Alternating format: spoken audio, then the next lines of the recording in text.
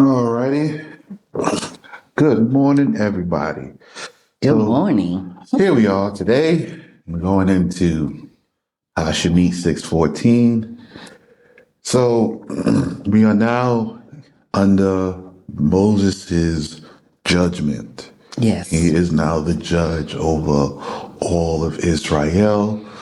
The reigning kingship now rests upon him. So let's just dive right in because Yes, we sir. wrapping this here up. We only got 13 chapters. Let's go. These are the heads of the house of their fathers. The sons of Reuben, the firstborn of Israel, Hanuk and Palu, Hezron and Carmi. These are the race of Reuben. And the sons of Shimeon, Yamuel, Yamin, and Ohad, and Yakin, and Zokar, and Saul. He is Zimri, who yielded himself unto fornication as among the Canaanites. Okay. That's how he became Zimri and he fall apart. All right. Moving along. These are the race of Shimeon. Yeah, we read. So now I want you to understand. You understand what I'm telling you when I say you're being divided now racially. So we just went through two races, and there's one race, this Reuben. Okay? Another race, this Shimeon. Okay? That's another race. So when you get your little application, your nationality is Itzaki. And your race, I need a tissue. And your race is your father's house. So it's nowhere where you find Hebrew Israelite. Okay? So the house of Israel, which went from Joseph to Ephraim, right? That's who they are. That's the only ones allowed to call themselves Israelites. Yes. You see? So my race is Yadi. However, my nationality is Yitzhaki. This my tribe. This what I'm in. Right? If I want to go deeper, I could say I am Tedabin. Tedabin tribe is all, I'm part of the family that comes from the sons of Tira. You see? Yes. Tira, this come from here. So where do we get this other designation? You see? And all of us come from Shem, who is called Hashem. So Shem, Hashem, Hashemite, we are Hashemite kingdoms. You see? We are part of the Hashemite race of people whom the Babylonians called Hebiru. You weren't called Hebiru before. Right. You were called after the Tower of Babel. Okay? Continue. And these are the names of the sons of Lawi, according to their race: Gershon, Gershoni. Gershoni, Gershoni, Kahath is Kahati. Kahati, and Merari. Merari.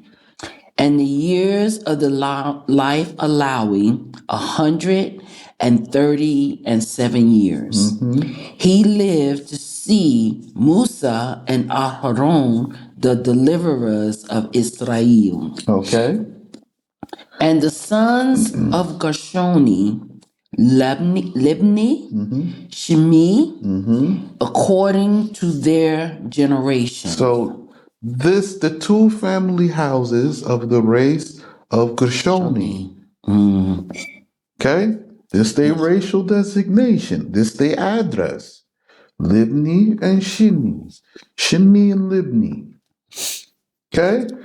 And that's what they are unto their generations. And the sons of Kahat, Amram, Yitshah. And also, I want to say this, like you see the Shemi, it's Shami.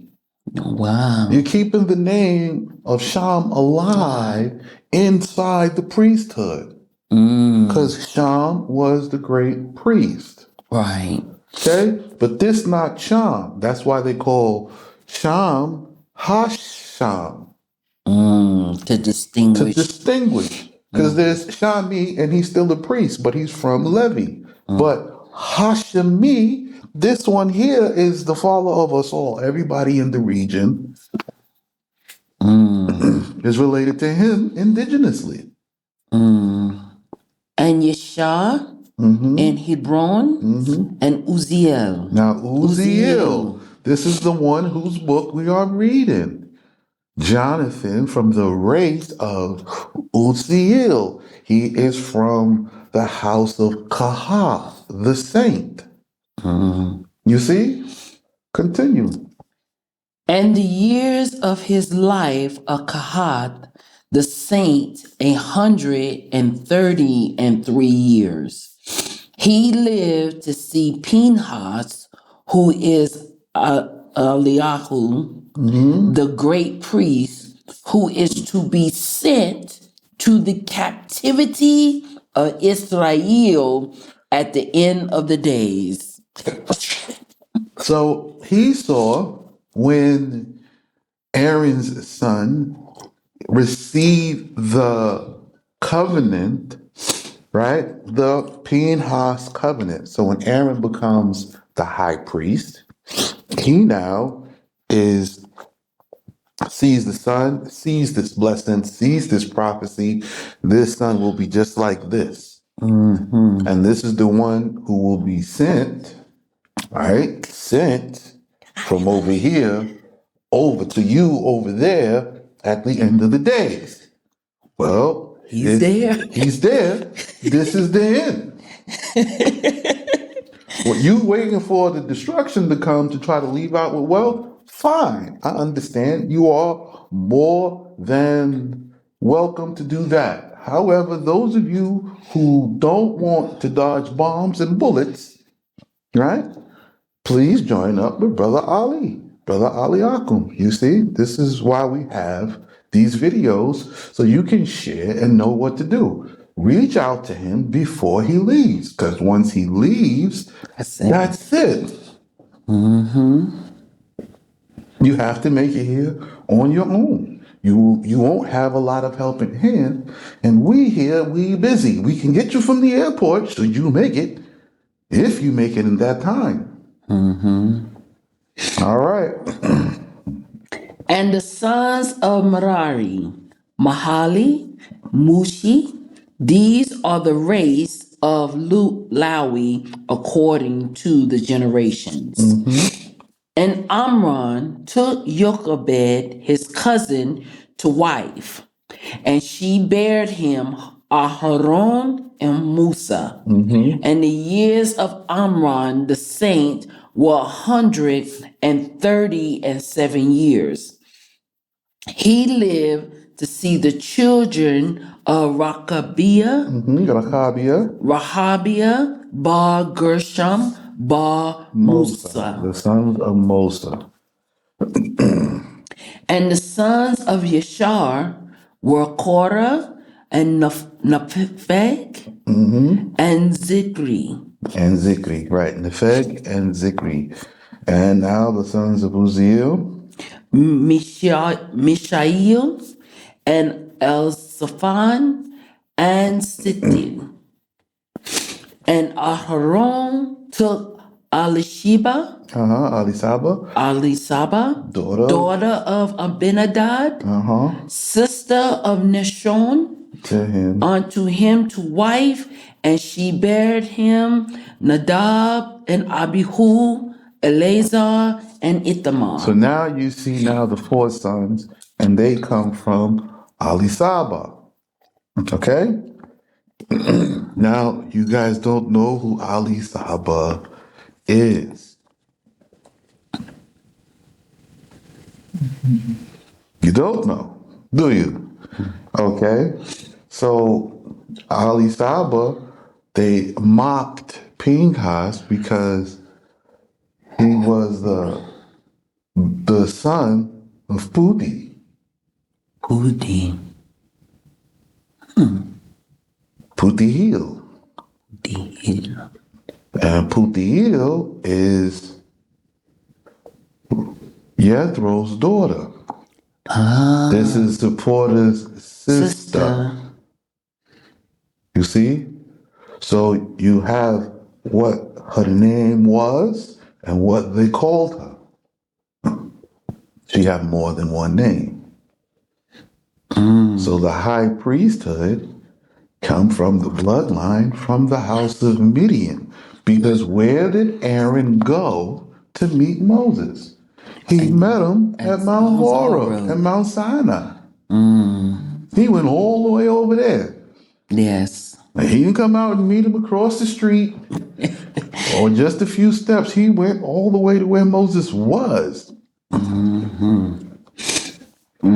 All right, continue. And the sons of Korah. All right. Asur. Elkanah. Elkanah. Abisaph. Right, Abu Asaph. Okay, it's supposed to be you. I know you guys like to say Asaph. No. But Abu Asaph, the son of Asaph, which is Asaph to you. Okay, Abisaph. These are the race of Korah. And Eleazar ba Aharon took unto him a wife from the daughters of Yithro, who is Putiel, And she bare him Pinhas.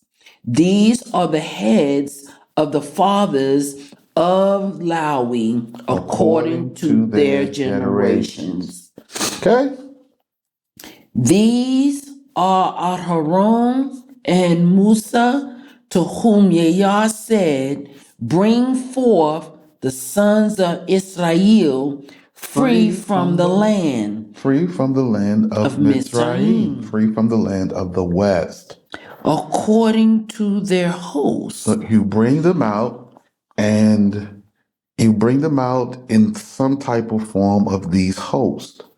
So there is an ordering to the coming out.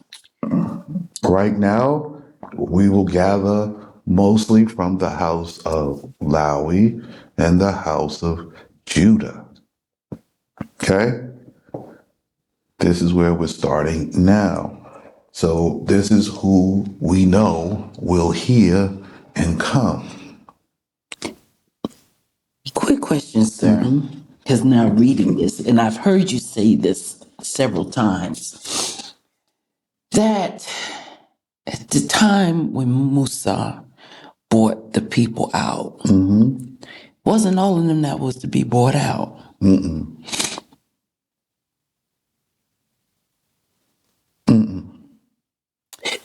So this particular, what we've just read of these races, were the ones, because it says here, to bring forth the sons of Israel free from the land of Mitzrayim. So these of this house, of these houses, Reuben, Shimeon, Lawi, and were the ones who were... Right. They're receiving the redemption. The people who attach themselves to them also receive redemption. Okay? But they are organizing them now because they're coming out in mass, in groups. However, this time you're not coming out in mass, in groups.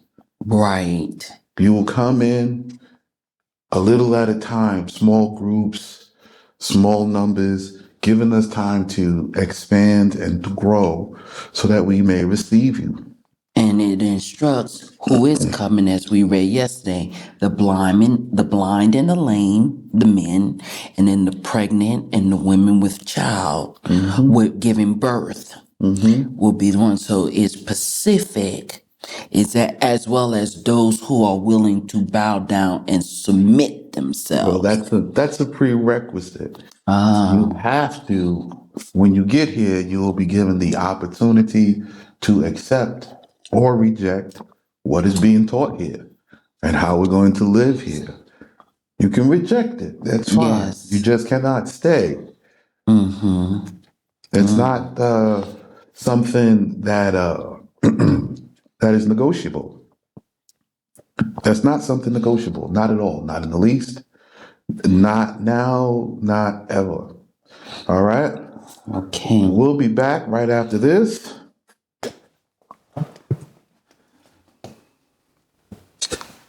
All righty, and we are back. So here's Eleazar, again, the son of Pinhas, and he's married Putiel. So this where Pinhas come from, right? There's a blessing on the house of Ishmael. They're keeping the laws, they're keeping the customs, traditions as given to them from Abraham. Blessing. End of story. Yes. It's not for you to adjust or change or have something to say about this. You know, it's just so crazy how here we are reading our history, who we are, how our generations go, where the connections and everything lie for us. And it's hard for people to accept.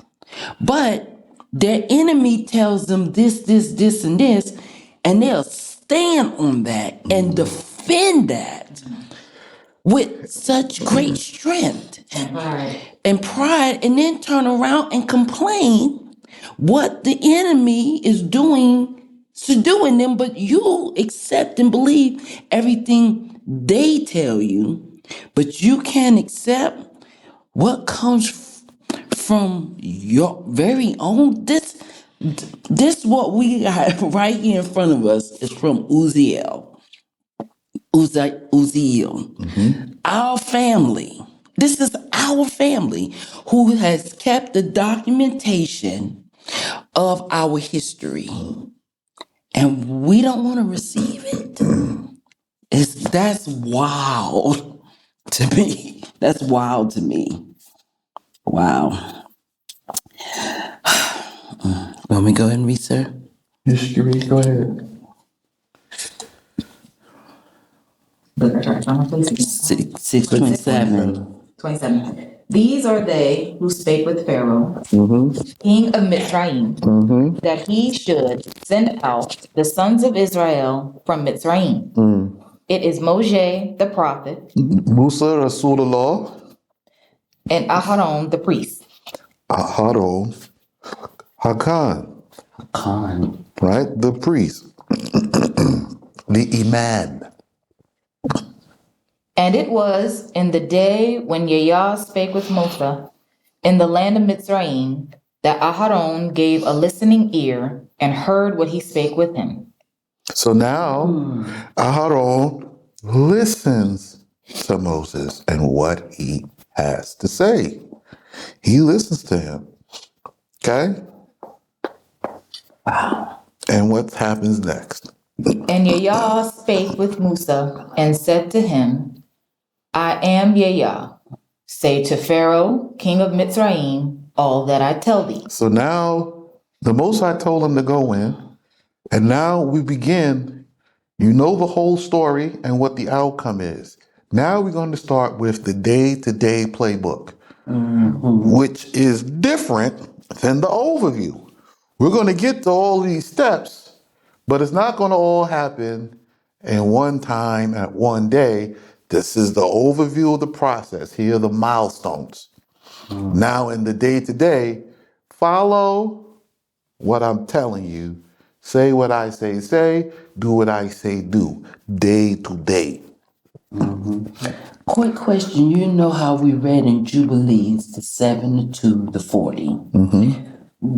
All this that we're getting ready to read, this happened within the 2 or within the 7?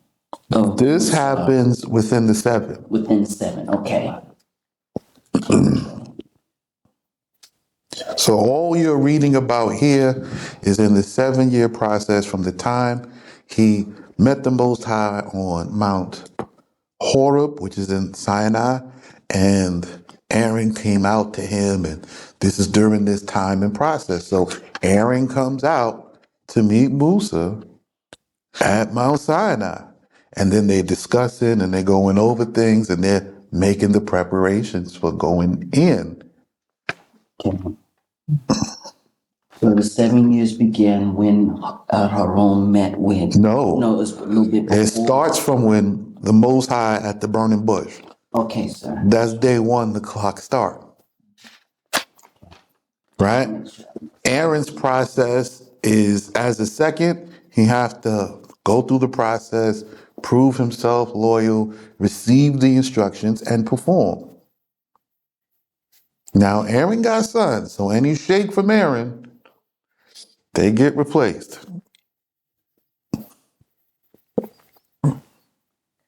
So from the time Moses speaks to Zagnuil, the clock is starting. Yes, sir. Yes, sir.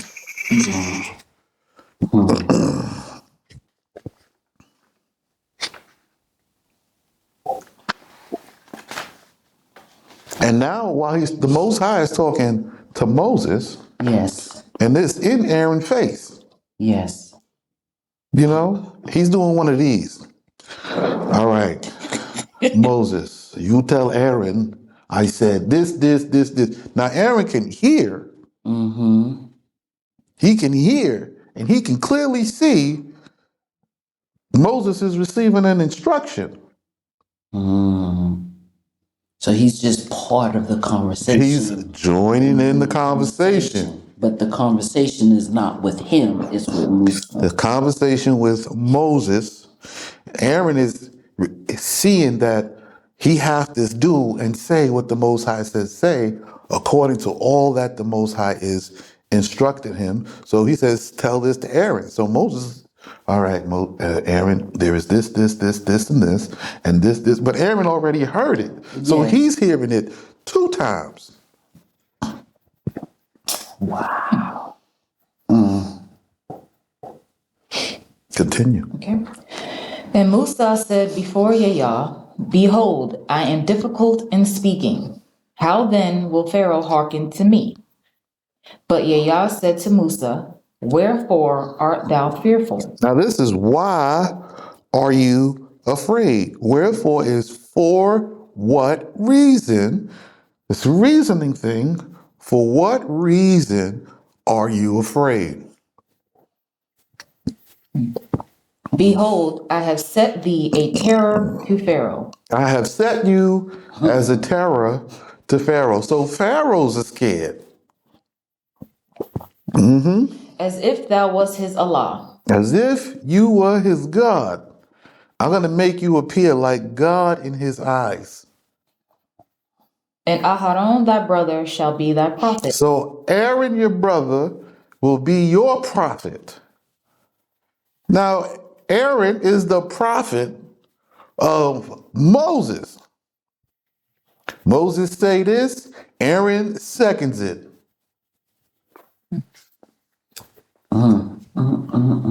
This what the Most High said. He said this what it is. This is what we are doing. He seconds it. They already heard it from Moses. They're going to hear it 2 times when we speak together. Why? He's repeating the process, teaching them the customs and the traditions for how judgment is pronounced. There is the first, then there is another repeating, making sure you understand from a different person.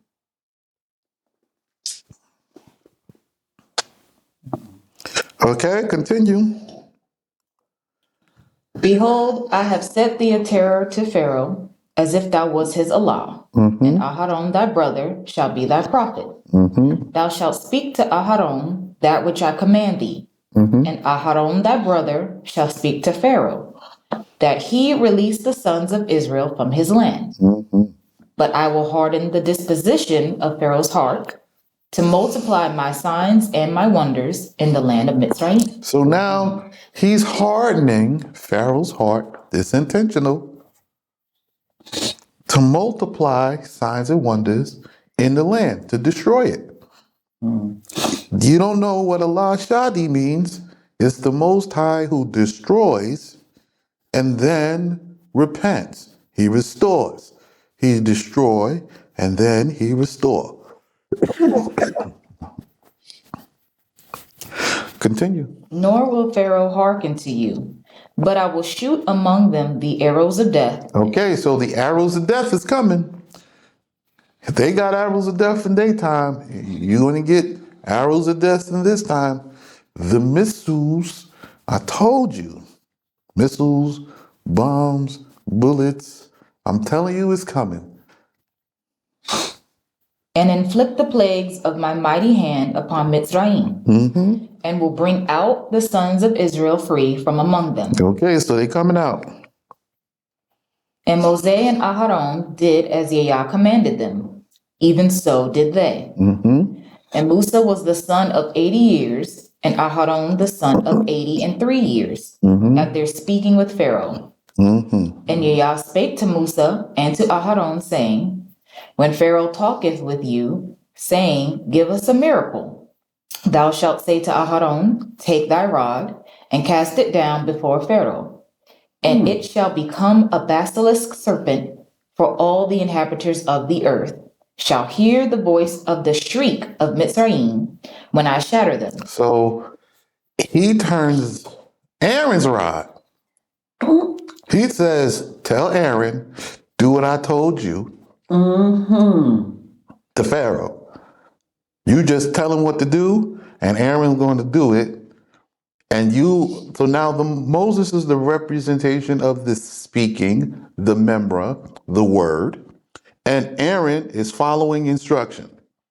So the same way the Most High treat Moses and go into the people, the Most High treat Aaron and go into Pharaoh. Do these things. And the purpose of this, the reasoning is, in the end, they're going to scream and holler when they are broken. Okay? Continue. As all the creatures heard the shriek of the serpent when made naked at the beginning. So now this is the Most High's corresponding, right? He says all the creatures hollered when they heard the holler of the serpent when he made naked at the beginning, when he took his legs off, made him eat dirt. Yeah, he hollered out. Continue. And Musa and Aharon went in unto Pharaoh and did as Yahweh had commanded. And Aharon threw down the rod before the sight of Pharaoh. So Aaron does what Musa said. They are now working together, and they're learning to follow instructions as they are given.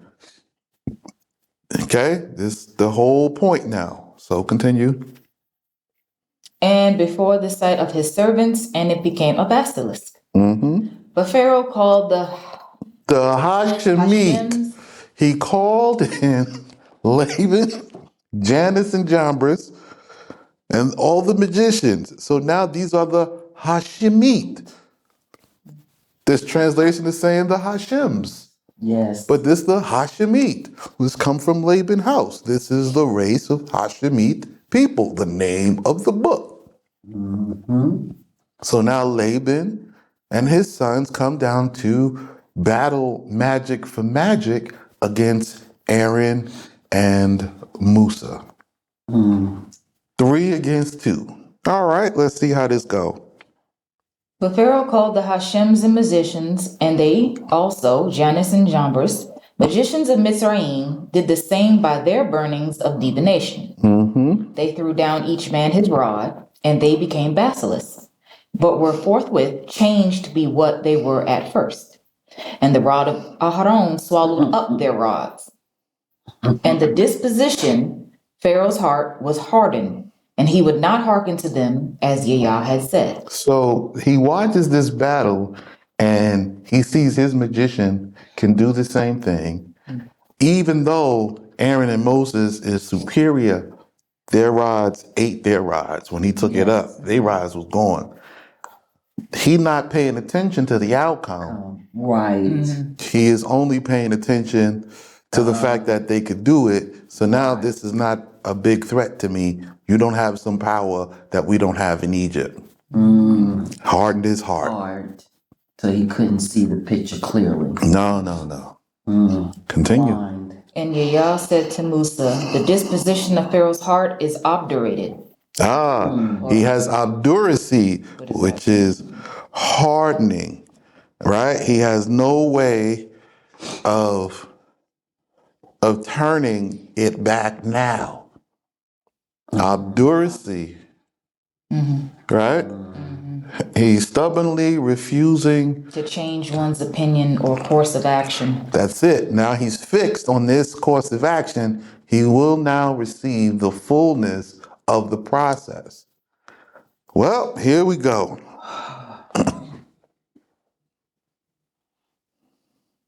Okay. The disposition of Pharaoh's heart is obdurated in refusing to release the people. Go unto Pharaoh in the morning. Behold, he cometh forth to observe divinations at the water as a magician. So shalt thou prepare thee to meet him on the bank of the river. And Aharon's rod that was changed to be a serpent, thou shalt take in thy hand. And So now you're going to take take Aaron's rod. Don't take yours. Take Aaron's rod and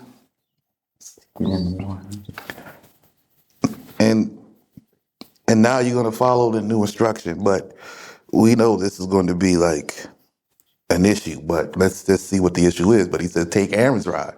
Right? So Moses got his rod. Aaron have a rod. He said, take Aaron's rod. Why does the Most High want Moses to take Aaron's rod? Because he's making Aaron appear as a magician. Moses is king and he have his magician. That's it. He's And the reflection. the reflection of Pharaoh. So he's dealing with Pharaoh in a way Pharaoh understands. Speaking his language. He's speaking his language. He's coming down to his level to meet him where he is and to what? Return upon him the affliction by which he afflicted his people. So let's see what happens now with Aaron's rod. And thou shalt say to him, Yah Allah of the Yehudi hath sent me unto thee, saying, release my people, that they may serve me in the desert. And behold, as yet thou hast not hearkened. Thus saith Yah, by this sign thou shalt know that I am Yah.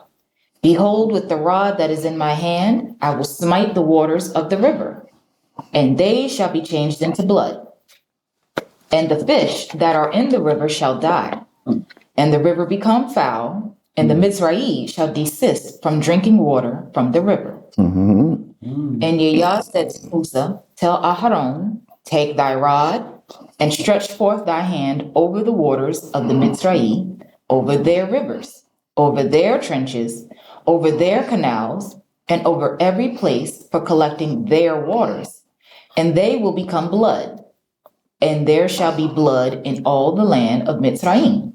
So he told Aaron, this didn't happen one time. He walked around. He took Aaron's rod. Aaron, take Aaron's rod. Come on. Over the river. Let's go over here to the canal. Over here. Let's go over these water pots. Over here. Everywhere there's water. He walking all around the capital city, shaking his stick at all the water. And what happened? All the water turned blood red with Aaron's rod. You see, when Moses started using his rod, now he trouble. Yeah. But come on, let's go. And in vessels of wood and in vessels of stone. And Musa and Aharon did so, as Yah commanded. And he lifted up the rod and smote the waters of the river in the sight of Pharaoh and in the sight of his servants, and all the waters of the river were turned into blood. And the fish that were in the river died. So the fish in the river died. And the river became foul. And the river became foul. Sound like what's happening in America. Yeah. But the water. The oil spill. The acid. I was just acid, sitting here. I was like, Yeah. oh, 250 Plagues. begun. So the water is now foul. You can't drink it. And it's just spreading more and more. And nobody has come up with what for, any solid reasoning as to why these accidents are continuously happening. Okay, no problem. Continue. And the Mitzrayim could not drink of the waters of the river, and the plague of blood was in all the land of Mitzrayim. But so also did the astrologers of Mitzrayim by their burnings, and turned the waters of the ocean into blood. So now they went down to Goshen and they turned the Israelites' water into blood. We're not going to suffer this alone. All right. I'll say this. If you really had power, why not undo the turning the water into blood? Good point. Yeah, yeah. Why are we turning the last bastion of good water into blood? No problem. Let's see how they deal with this. But you know, it's as you stated yesterday, that all the plagues that had happened did not just affect the Mitzri. It affected our people As well. as well. All right. So continue. And the design of Pharaoh's heart was strengthened, and he would not hearken. Now he's even, We got you got bloody waters. We got bloody waters. That's so cute. Tit for tat. Tit for tat. Being petty. You're being petty. All right?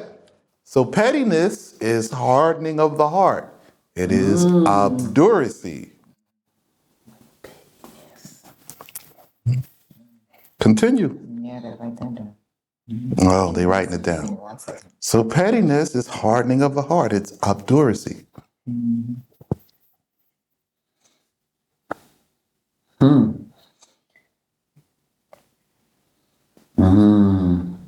That's why you would tell me so much, and with people's actions, when I would tell you situations, you would say, that's why you're not supposed to be petty. It's hardening of the heart. Each and every step, each and every petty action, you harden your heart.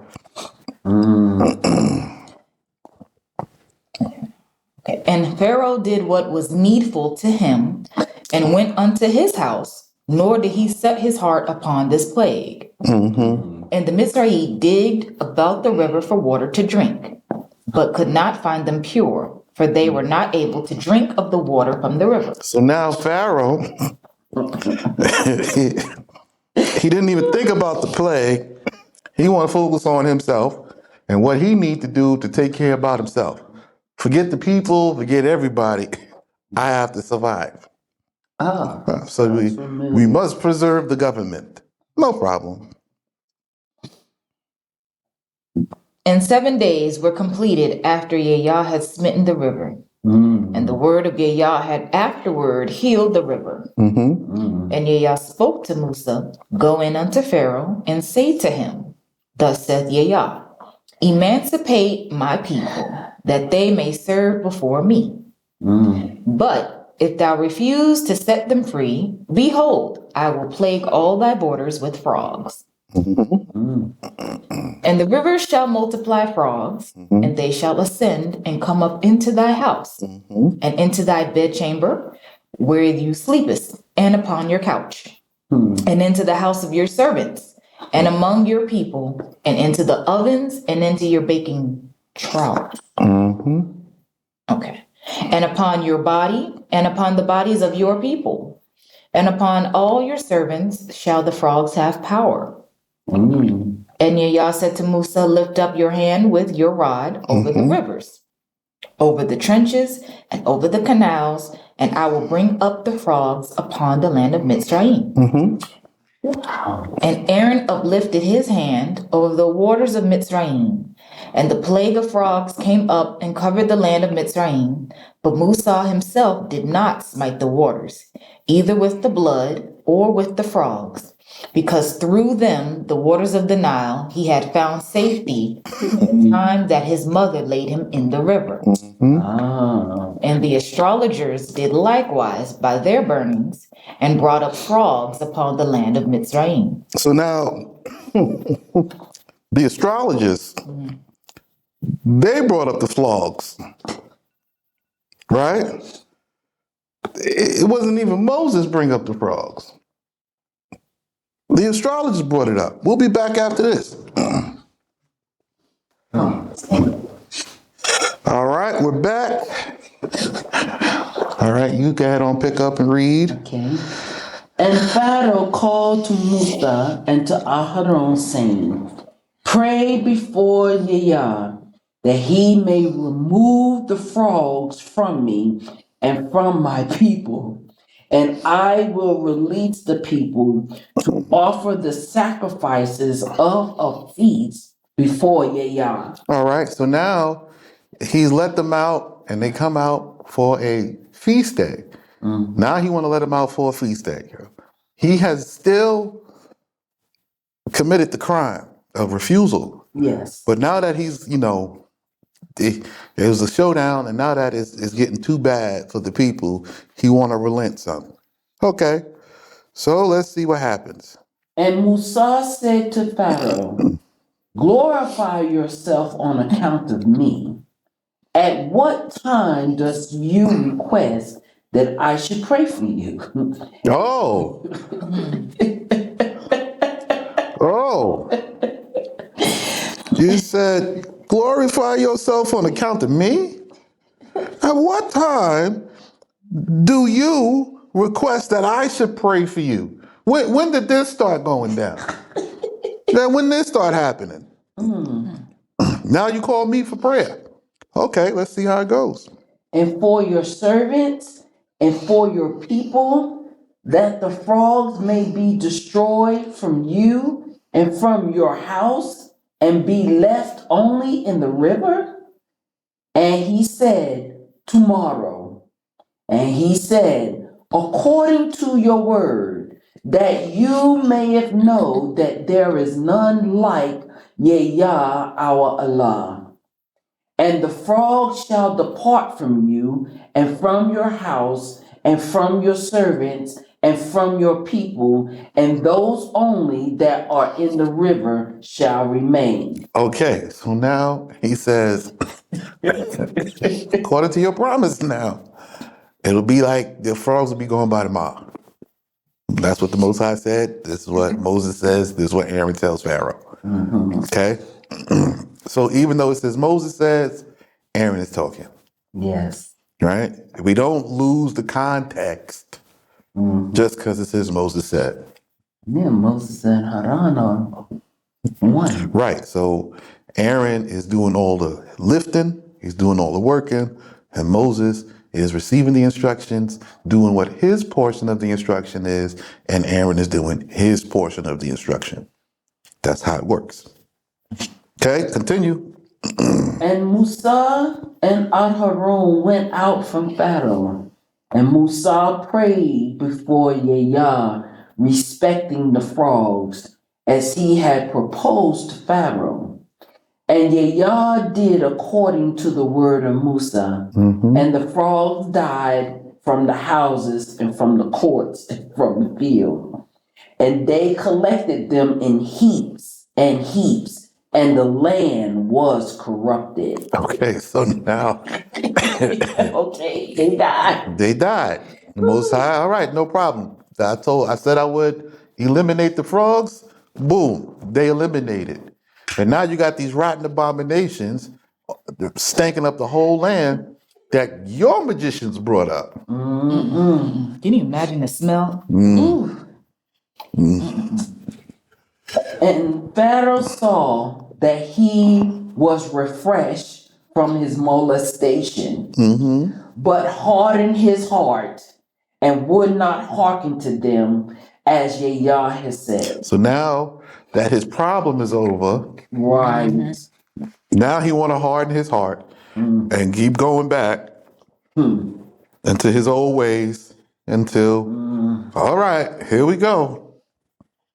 And Yah said to Musa, speak unto Aharon, lift up your rod and smite the dust of the earth, Now Moses moving. and it shall become venomous insects in all the land of Mizraim. But it shall not be by you that the ground shall be smitten, because therein for you was the means of safety when you had slain the Misri and it received him. Okay, so now Moses cannot use his rod because he received mercies and benefits from this place. So because he received mercies and benefits, Moses cannot smite the land. The land accepted the people who were after him, clearing him of his name, right? The people of Pharaoh. So it accepted the Mitzrayite man that he killed. Continue. And they did so. And Aharon lifted up his hand with his rod and smote the dust of the ground, and it became a plague of venomous insects upon the flesh of men and of cattle. All the dust of the earth was changed to become insects in the land of Mitzrayim. Now they got these little biting bugs. All right, here we go. And the astrologers wrought with their burnings to bring forth the insects, but were not able, and the plague of insects prevailed upon men and upon cattle. So now the astrologers, so now the Most High, he's telling you all these names, right? These teachers, magicians, people who watch the stars of heaven, these astrologers, right? These horoscope people, they got called out. How do we fix this? They went to try, they did their thing. They thought it was going to be like the last times when they magic did something, but it did nothing to help them. Now they get a bunch of nothing. So the Most High is now intensifying, and they're at the point to where they thought what they thought would happen is not happening. You know, it's funny because it's like you only can copycat for so long. It's limited. So continue. And the astrologers said to Pharaoh, this is not by the power or strength of Musa and Aharon, but this is a plague sent from before Yah. Yet the design of Pharaoh's heart was strengthened, and he would not hearken to them as Yah has said. So now they're like, hey, we ain't got no magic for this. This is from Moses and his God. Listen, we need to stop now. we out of the waters. We got to stop now. And Pharaoh was like, stop. Nah, I'm sick of this. Yeah, like, who you think you are? I'm Pharaoh. Okay, here we go. And Yah spake to Musa, arise in the morning and stand before Pharaoh. Behold, he goeth forth to observe divinations at the water as a magician. So now he's going to do his worship down at the water. You know, he has to do his baptism. And thou shalt say to him, thus says Yah, emancipate my people that they may worship before me. But if you will not set my people free. Behold, I will stir up among you and your servants and your people and your house a mixed multitude of wild beasts, and the houses of the Mizraim shall be filled with a swarm of wild beasts, and they shall be upon the land also. So this is one of the plagues that is pronounced to come even in our time now. The plague of wild beasts, right? So it's going to be rough. Here you go.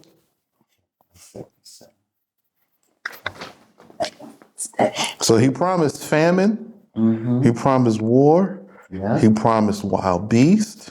And he promised pestilence and plagues. These are the 4 plagues the Most High will send in abundance. And they will follow after the children of Israel for the obduracy of their necks, punishing them and the idol worshippers among them.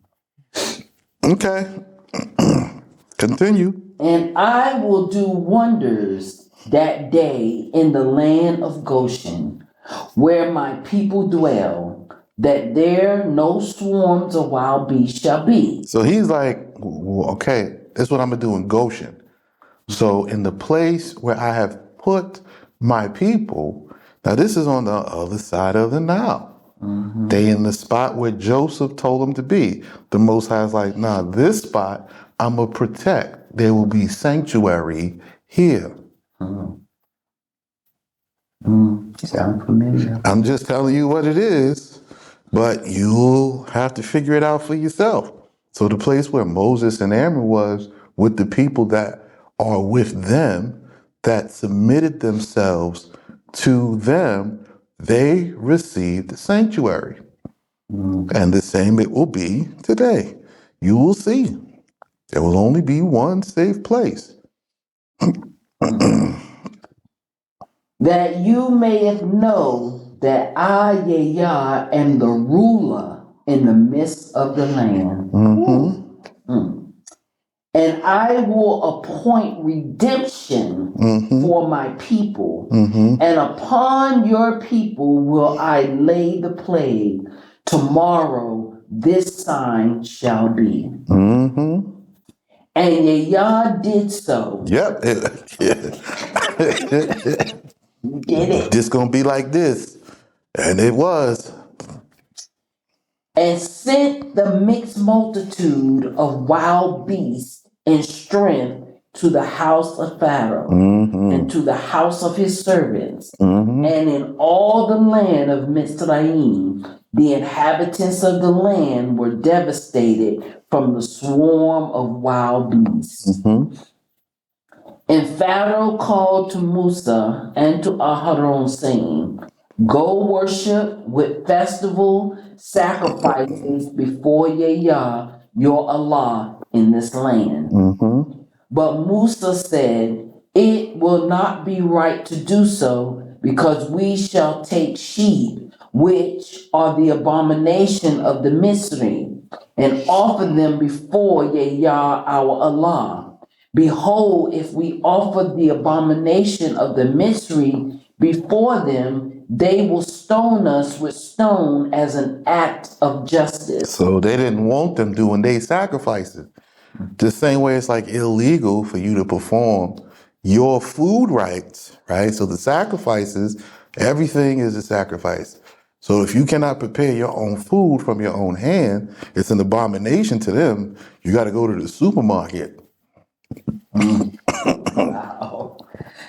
We will go 3 days' journey into the wilderness to offer the festival sacrifices before our Allah, as he hath bidden us. And Pharaoh said, I will release you to sacrifice before Yah, your Allah, in the wilderness. Only you shall not go to a greater distance. Pray, too, for me. And Musa said, I will go forth from you and pray before Yah to remove the swarm of wild beasts from Pharaoh and from his servants and from his people tomorrow. Okay, tomorrow he'll remove it now that they prayed. Only let not Pharaoh add to deceive and not releasing the people to offer the festal sacrifices before Yahweh. So he warned Pharaoh, listen, don't let us not leave tomorrow. It'll be a problem. So let's continue. And Musa went out from Pharaoh and prayed before Yahweh. And Yahweh did according to the word of the prayer of Musa, and removed the swarm of wild beasts from Pharaoh, and from his servants, and from his people. Not one was left. Okay. Yet did Pharaoh strengthen the design of his heart. So his heart is designed to be obstinate. Yes. And he's strengthening the obstinacy. He's strengthening the stiff-neckedness in wrong. Even after he sees the sign or he hears the instruction, he says, okay. And the moment he's behind his back, Pharaoh now changes his mind. And released not the people. And Yahweh said to Musa, go into Pharaoh and say to him, thus says Yahweh, the Allah of Yadi, emancipate my people that they may worship before me. But if you refuse to release, and here too you has constrained them. So from this point back, you have always constrained. You don't want to let them go. All right. Behold, the stroke of Yahweh's hand shall be as it have not been, yet upon your cattle that are in the field, upon the horses, and upon the asses, upon the camels, the oxen and sheep, with a mighty death. Okay, so it's with the camels, the oxen, the sheep, with a mighty death. Well, let's see what Pharaoh does. Oh, heard.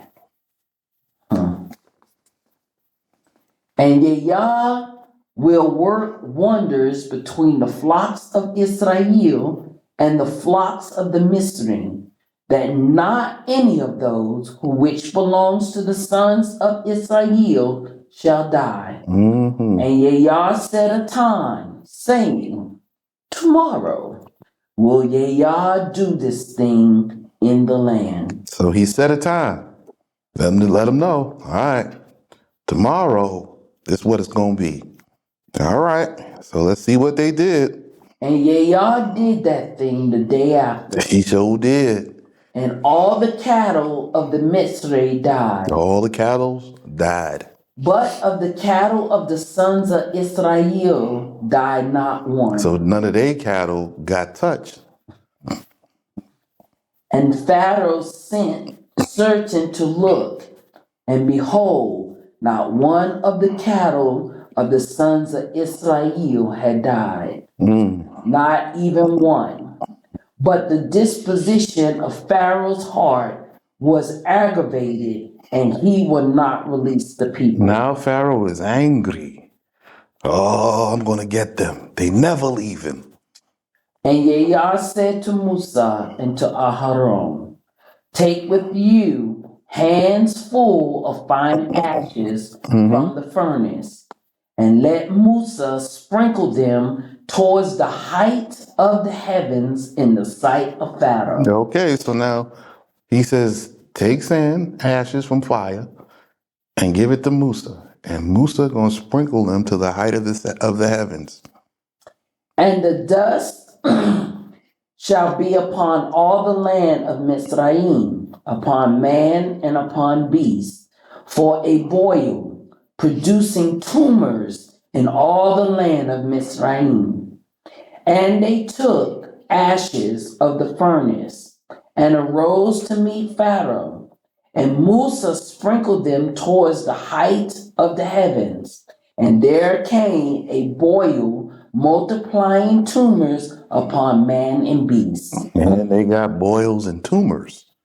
That's nasty. Well, here they go. And the astrologers could not stand before Musa on account of the boil. Oh, now the astrologers, they can't even get up to face Moses no more. For the plagues of the boil was upon the astrologers and upon all the Mitzri. Mm-hmm. And Yah hardened the design of Pharaoh's heart, and he would not hearken to them, as Yah has said to Musa. And Yah said to Musa, Arise in the morning and place yourself before Pharaoh and say to him, Okay. Thus says Yah, That says yeah. Allah of the Yadi, I love the Yadi. emancipate my people, Emancipate them. that they may worship before me. Now, emancipate means free, like give them what they need and let them go. If they keep saying no. Now, reparations and repatriation, we've been fighting for since 2016. For hitherto has the deep state, Pharaoh, not hearken to any message, any words of warnings, any readings of anything I said. But if you remember, when we read with Abraham, the Most High says, I'm going to do this on one specific day. I'm going to smite them on the Pesach. Do not be anywhere near where they are. Now you think Passover today. Well, it's not. For at this time I will send upon you a plague from the heavens, and all my plagues wherewith I have plagued you, you will cause to return upon your heart, and upon your servants, and upon the people, plagues which have been sent forth from before me, and not from the magic of the sons of men, that you may know that there is none like me in all the earth. Now, could I send the plague of my strength by judgment or with justice, to strike you and your people with death and destroy you from the earth? Oh, so he's saying right now, I can smite everybody. I lock the whole place out. Okay. He let them know. Most High's giving them the smoke. Like, listen, you don't know who you're talking to when you say what you say and you do what you do. So I'm letting you know, listen, I'll wipe you out. Okay. Continue. But verily I have spared you alive, not that I may benefit you, but that my power may be manifest to you, and that my holy name may be made known in all the earth. Hitherto has you tyrannized over my people instead of releasing them. Behold, at this time tomorrow, I will cause to come down from the treasures of the heavens a mighty hail, the like of which have never been in Mitzrayim since the day when men were settled upon it until now.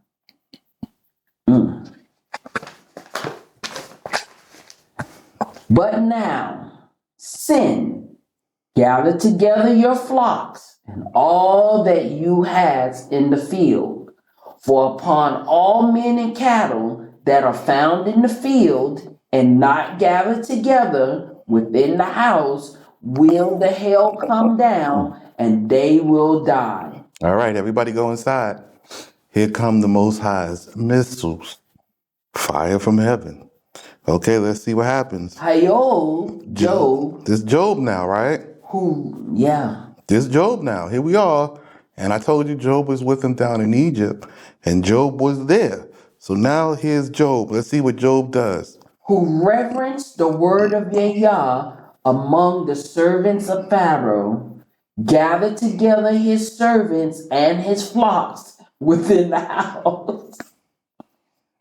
But Balaam, Laban, your arch nemesis. Now Job, he went and like, listen, I'm on the side of the word of the Most High. I'm going to obey this. I'm not with you because Job is what? Hashemite. You see? So the Hashemite, everybody's down here. And now Balaam, let's see what Balaam does. But Balaam, who did not set his heart upon the word of Yahweh, left his servants and his flocks in the field. And Yahweh said to Musa, uplift your hand towards the height of the heavens, and there shall be hail on all the land of Mizraim, upon men and upon beasts, and upon every herb of the field in the land of Mizraim. And Musa lifted up his rod. Now Musa lifts up his rod. See, all of those with Aaron, all of those was warning shots. Now Moses get active.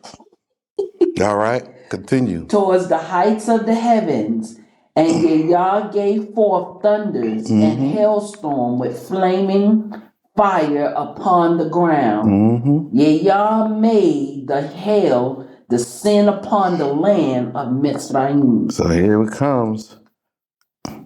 And there was hail and fire, darting among the hail with exceeding force. Hail and fire, huh? Hail and fire. Here come the missiles. See? Wow. Unto it had never been the like in all the land of Mizraim. Okay, here it comes. All right, we'll be back right after this. Hold on.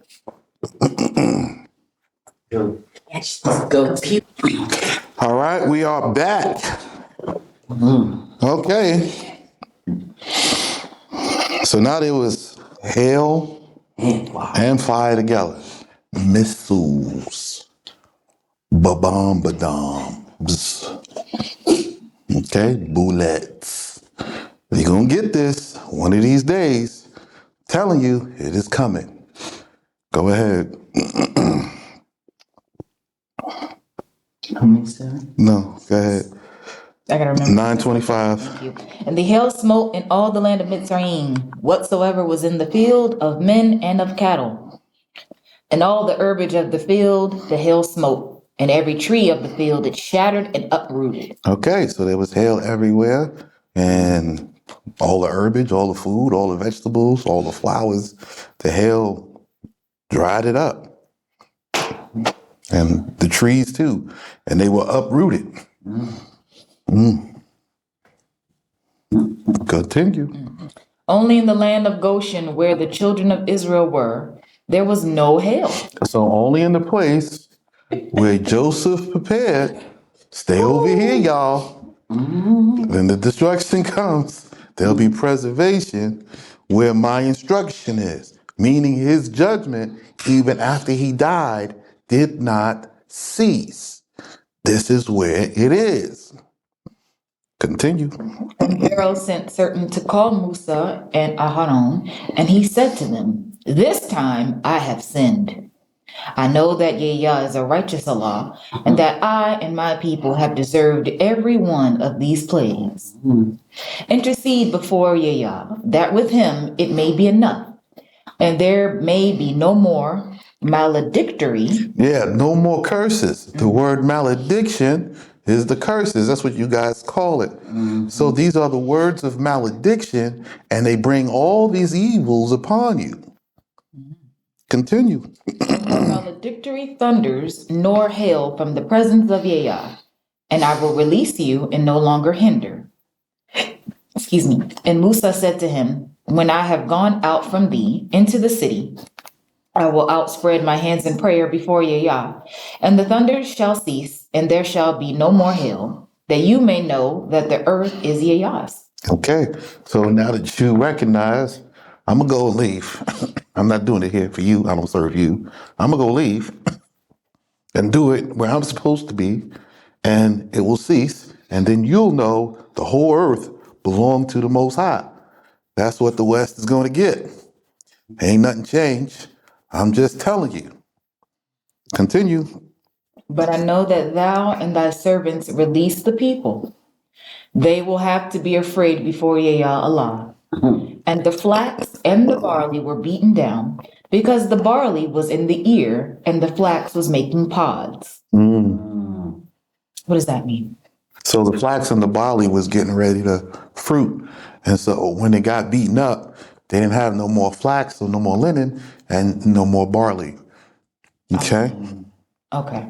But the wheat and the spelt were not smitten because they are later. Right. So the wheat and the spelt, which is like the bulgur.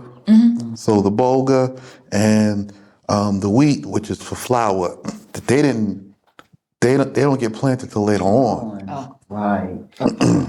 okay. So these were, okay. Give me 1 second. Let me write. So the flax and the barley planted in the springtime, and the wheat and the barley is planted a little later on in the summer for the fall. The wheat and the barley here are different. It's not like the wheat and the barley in America. It don't grow that high. It's about 6 inches. Continue. Okay. And Musa and Aharon went out from Pharaoh to the suburb, and he stretched out his hands in prayer before Yahweh. And the thunders of the curse were withheld, and the hail and rain that were descending came not on the earth. And Pharaoh saw that the rain and hail and the thunders of the curse had ended. And he added to sin and made strong the design of his heart, both he and his servants. And Pharaoh's heart was made obstinate. Was obstinate? Give me 1 second. We just did that. Oh, obstinate. Oh, I thought it was Yes. obduracy. Obduracy, obstinate is the same word. And he would not release the children of Israel as Yahweh had said through Musa. And Yahweh spake to Musa, go in unto Pharaoh, for I have made strong the design of his heart, and the design of the heart of his servants, to set these my signs among them. So the Most High is hardened. Yeah, I've planned all of this to provoke him because I want to get them back for all of what they've done. Now, you have been out there 400 years. Do you understand the level of wrath that is coming? You don't want to be there. Don't want the smoke. Okay? Find Ali. Come on over because you don't want to see it. It's bad enough you have to hear about it. You don't want to see it. Continue. And that in the hearing of thy sons and of thy children's children may be told the wonders I have done in Mitzrayim. Okay, so now he wants the children and the children's children to hear these stories like you are hearing them now. Okay, continue. And the signs that I set among them, that you may know that I am Yahweh. Okay. And Musa and Aharon went in unto Pharaoh and said to him, thus saith Yahweh, Allah of Israel, how long will you refuse to humble yourself before me? Let my people go, that they may worship before me.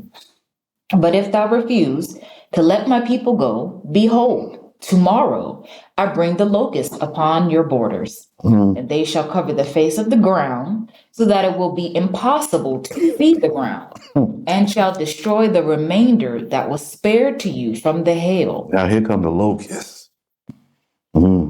And destroy every tree which groweth for you out of the field. There ain't gonna be nothing left. Continue. And they shall fill your houses, and the houses of all your servants, and the houses of the Mitzrayim, the like of which neither your fathers nor your forefathers have seen since the day that they were upon the earth unto this day. So you ain't never seen this before. I'm about to give it to you. That's what he keeps saying. He said it then, he's saying it now.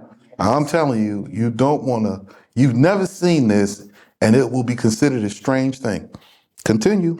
And he turned and went out from Pharaoh. And the servants of Pharaoh said, how long shall this man be a stumbling block to us? Let the men be released that they may worship before Yah their Allah. Are you not aware that by his hand it will be that the land of Mitzrayim shall be destroyed? And he commanded to bring back Musa and Aharon to Pharaoh and said to them, go, worship before Yah your Allah. But who are they that are to go? And Musa said, with our children and with our old men will we go. With our sons and with our daughters we will go. With our sheep and with our oxen we will go. For we have a solemn feast before Yah. And he said to them, so may the word of Yah be a help to you. But how can I release both you and your children? Okay, so now Pharaoh's like, I'll let the men go, but I'm not letting the women and the children go. All right. The evil offense is in the look of your faces. You think to go onward in the way that you would walk, till the time that you shall have come to the house of the place of your habitation. It shall be. So now he's saying, everybody looking at Pharaoh now, the evil eye is no longer every man towards his brother. Now they see the destruction coming upon Pharaoh, and the evil eye now focused upon him. So now Pharaoh says, the look on your faces, it tells me that you guys are going to like cut and run. If I let you go, you're going to not just go. You're going to take the 3 days and go home. Oh, yeah, it's not a lie. They would. Okay. So continue. It shall be not so as ye devise. But the men only shall go and worship before Yah, for that it was which ye demanded. And he drave them out from before the face of Pharaoh. So now this is the men only going out. And here we are now. We are coming around to one of the men only festivals. Okay. And he's like, you can go, but you got to leave the women and the children behind. All right. And Yah spoke to Moses and was like, I'm not satisfied with your half-assedness. You okay? So you want to do this and then do that and make division between the men and the women. Okay, we make a problem. And what happens? And Yah spake to Musa, lift up your hand over the land of Mitzrayim for the locust, that he may come up over the land of Mitzrayim and destroy every herb of the earth, whatsoever the hail hath left. And Musa lifted up his rod over the land of Mitzrayim. And Yah brought an east wind upon the country all that day and all the night. So the locusts in Egypt always come up from the east because the majority of the land is eastward. So he brought an east wind and this carried the locusts right on up to him. Go ahead. And in the morning the east wind bare the locusts. And the locusts came up over all the land of Mitzrayim and settled in all the limits of Mitzrayim, exceedingly strong.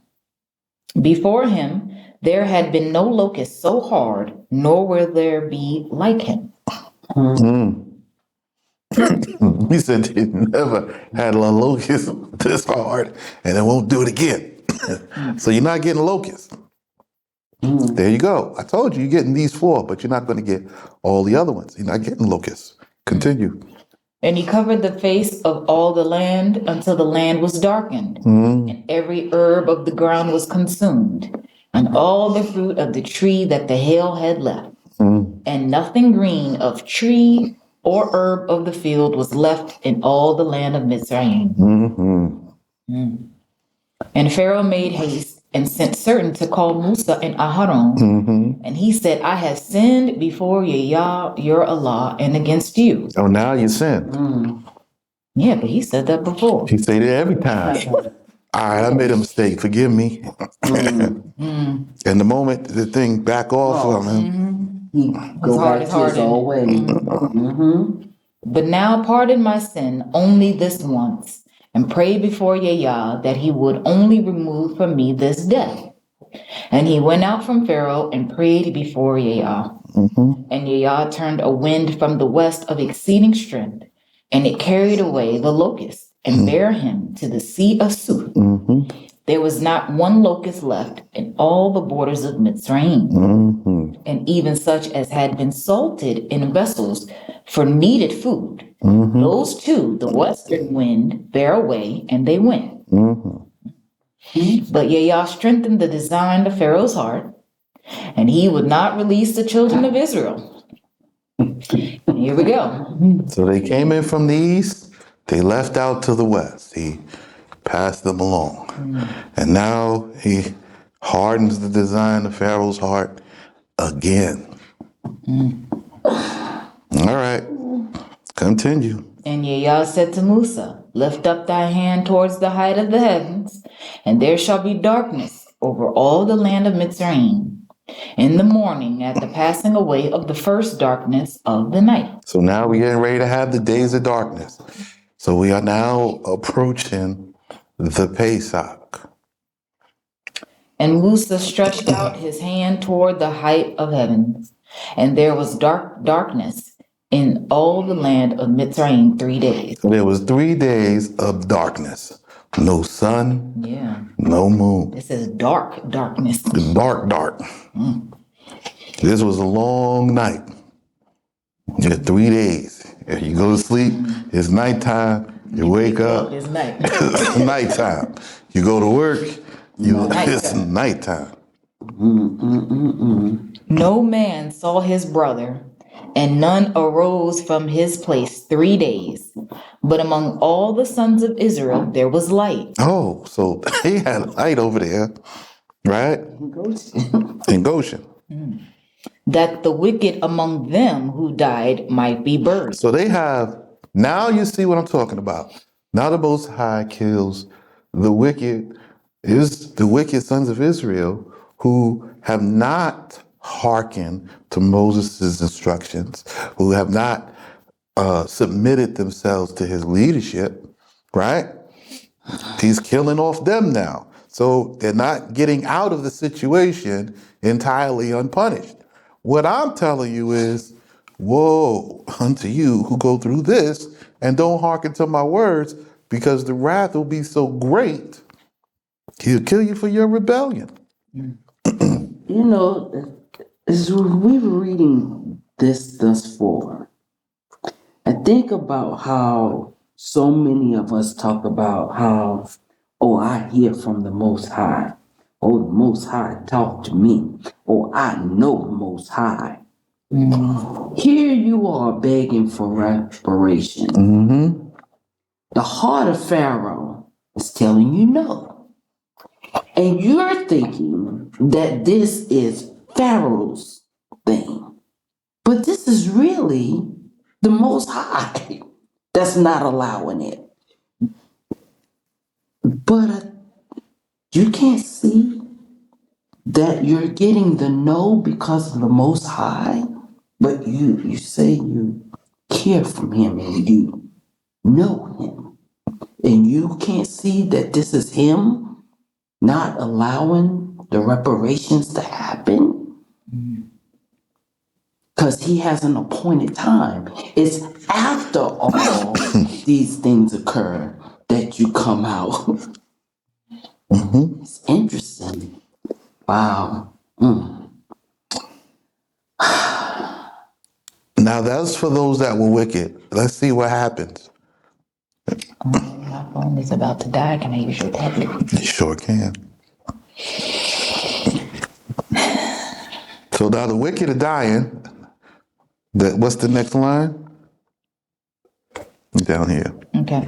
But among all the sons of Israel there was light, that the wicked among them who died might be buried, and that the righteous might be occupied with the precepts of the law in their dwellings. So now they are refreshing themselves with the teachings of Abraham, Isaac, Jacob, Enoch, Jasher, Jubilees. They are refreshing themselves. Well, not Jubilees, it's not written yet, but the books that they got from their forefathers, they're refreshing themselves in the law, and they're now getting ready to make this next move.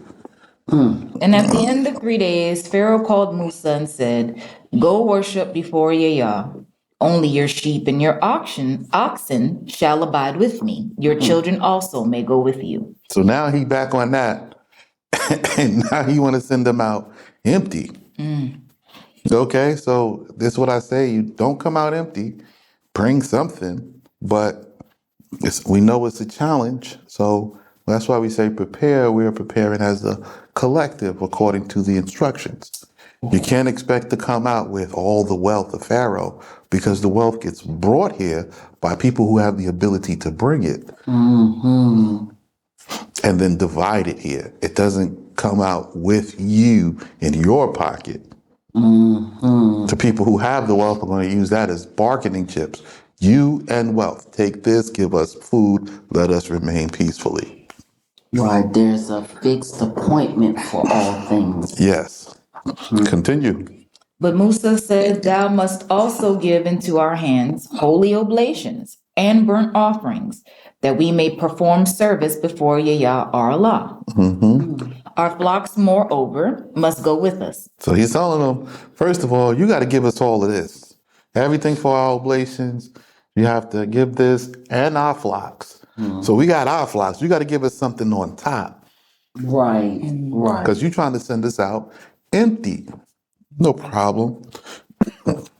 What happens? Not one hoof of them shall remain, for from them we are to take, to do service before Yah our Allah. We cannot leave them, for we know not as yet in what manner we are to worship before Yah. So they don't know yet how the organization of the worship will be. Okay? They know how to make sacrifices. They've been shepherding sheep all this long while, but they don't know the organization of the worship. Now today, you don't know the customs and the traditions, and you don't know the ordering of the worship. So it has to be retaught. And I don't care how much you read or what you read, you don't know. The practical application is different. Yes. You know how many abominable Pesach sacrifices I've seen?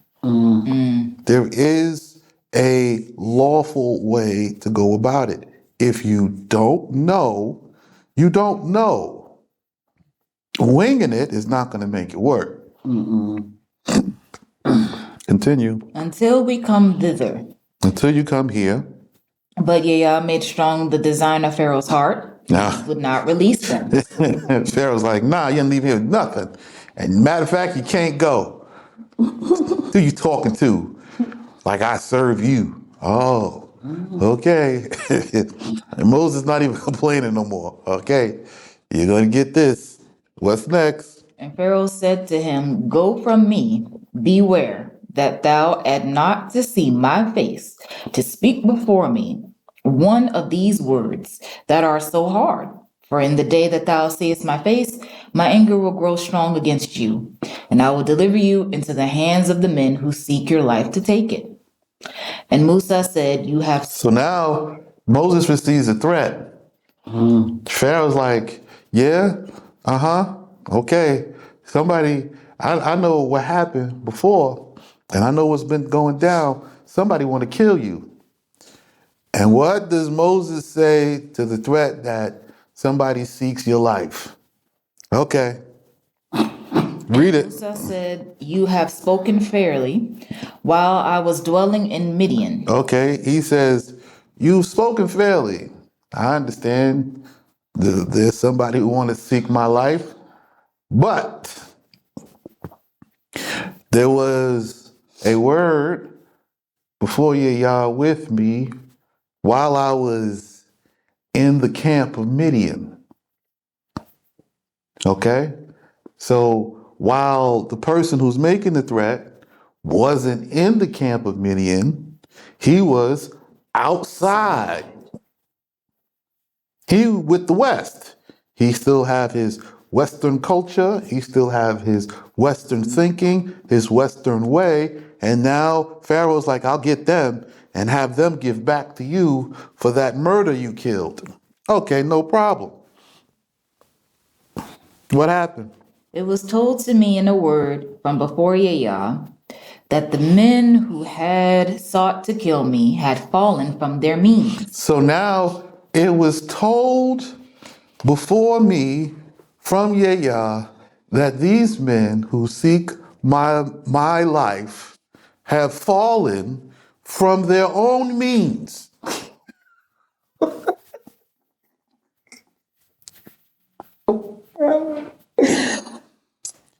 They have fallen from their own trap, their own snare. Death is pursuing them, and Moses is minding his business. He ain't done nothing wrong or to these people, and now Pharaoh come with this idle threat. Yeah, we're gonna kill you. Okay. And it says what? And were reckoned with the dead. And they were reckoned with the dead. Even though they have not died yet, They will die. the death It's coming. is a coming. Okay. At the end, there will be no mercy upon thee. In the end, there will be no mercy upon these people who threaten Moose's life. You can't make this stuff up. Continue. But I will pray. I will pray. The plague shall be restrained from thee, and now I will see thy face no more. But I will pray, and the darkness will be restrained from thee, and now I will see your face no more. We finished. Moses is done with his part. He is with his people, and they're going to do what they pose it to do. Let's take a look at what's getting ready to happen over yonder. We'll be back after this. All right, we are back. So I want y'all to understand something. So in Moses' time, when he came before the people and said what he said, they accepted him, the signs he wrought, and the word, and they bowed themselves and worshiped and accepted his rulership. They accepted his leadership. They accepted he was the one to be done because they knew he was going to be called Moses from the prophecy of Joshua. Not Joshua, from the prophecy of Joseph. Joshua is in Joseph's house, okay? So now today, the difference is my people struggle to accept. It doesn't matter what I tell you, it doesn't matter how much I read. You as the whole nation are of reluctancy to accept. So now shall the wrath of the Most High be kindled against you for not hearkening to the words which I have been teaching you. Because I talk gently, like Shiloh, but like a calm stream, and you can come and drink, and it's very, very delicate, very gentle. You want the smoke, the mirrors, the fire, and this, and this, and this. You're going to get it because all this time you have hardened your heart and the obduracy of your neck against the memra of your Yah. So you're going to get all the smoke, all the plagues, except for the righteous who come out here to submit and learn and do. We almost done. I'm letting you know now. Oh, yeah. Right? There's only a couple of chapters left, and I'm going to continue reading. We'll be finished by tomorrow. I think, depending on how much we read from here on, we'll probably be finished by tomorrow, and it'll be done. I will have completed my word to you, and the judgment will be closed. That's it. So let us continue.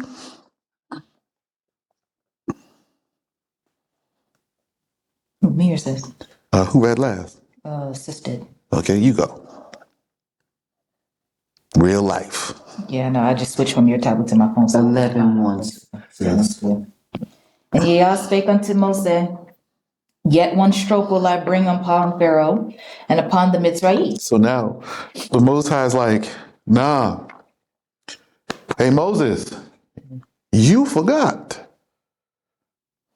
There's one more stroke I'm going to bring him because he refused and said no from the beginning. When I said, if you say no and you refuse, I'm going to kill the firstborn sons. So there's one more coming. Oh, see how long the context is held? This came up, what, chapter 3, chapter 4? Yes, sir. And now here we are in chapter 11, and the Most High is now recalling the long count conversation. Even Moses forget, because he's dealing with the Most High on a day-to-day, every day. What is the instruction for today? He told Pharaoh, okay, you won't see me no more after this. I'll pray for the darkness to go and we leaving. Okay? Most High's like, no, we're not leaving like this. I'm not leaving under these terms. I'm not leaving under nothing. We're going to do exactly what I say do, and it's going to happen right now. They're going to leave in haste. However, you have the opportunity, and you're not going to leave in haste. I'm telling you that right now, because if you're coming with us, you're going to have to plan your move, transfer your money before they snatch it with this new Fed Now 24/7, right? Then snatch all your money and tell you what you can and can't have, replace all your jobs with AI because all you do is work on the computer anyway. So now they're going to snatch all of it from you, and you are going to be stuck going through the whole wrath, you and Mitzrayim, you and the house of bondage of slaves together. Those who come here before they lock the door because they're getting ready to go to war, okay? Don't think you could park up on your enemy's doorstep and he not gonna give back. He's not gonna fight you off. This is what's happening right now.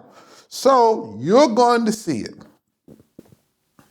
When it all light up and you finally see everything and the smoke clear, I promise you, you'll remember my words. All of a sudden, my views will shoot up. Everybody will be watching then. Okay? The internet will stay on, so you can just watch the videos. Okay? We won't be getting paid after we hit all them views because YouTube blown up. They just left the servers on. So this is where we are. Continue. And upon Pharaoh, I bring upon Pharaoh and upon the Mitzrayim, which shall be greater than all. And afterward will he send you hence. When he releases, there shall be to himself an end. Driving, he will drive you forth from hence. So now the Most High tell him, listen, when I'm telling you, one, I'm going to hit him with this. And he's going to let you go. But there shall be to himself an end that he needs to see. And he's going to chase you. What? War, the sword. He's going to chase you to kill you, to bring you out of Egypt. I'm telling you this before we go through this next step. You're going to take the blow. You're going to go. He knows this large group cannot move fast. We'll catch them in their way. We can head them off with the chariots, the horses, the men with the sword, and we will bring slaughter upon them. Because they did this to me, I'm giving blood for blood. This is what he's telling Moses right now here in chapter 11 and verse 1. Continue. Speak now in the hearing of the people, that every man shall demand from his Mitzrayite friend, and every woman of her Mitzrayite friend, vessels of silver and vessels of gold. So he said to the children of Israel, listen up, everybody. Go to your Western friends and get silver, gold, silver spoons, pure silver spoons. Get them out the antique shops, get them out the pawn shops, take them out on loan. Just get them. Silver spoons, silver forks, silver coins, silver bars. Nice silver, ugly silver. Get the silver and get the gold. Go get it up out the pawn shops and get that stuff back. Get that stuff. You're gonna need it because your money is about to be worthless. When I'm done here, ain't gonna be no economy. The paper is gonna be gone. So let's see what they do. And Yah gave the people favor before the Mitzrayim. Also the man Musa was very great in the land of Mitzrayim, before the servants of Pharaoh and before his people. Mm-hmm. And Musa spake, or had spoken, to Pharaoh, thus saith Yah.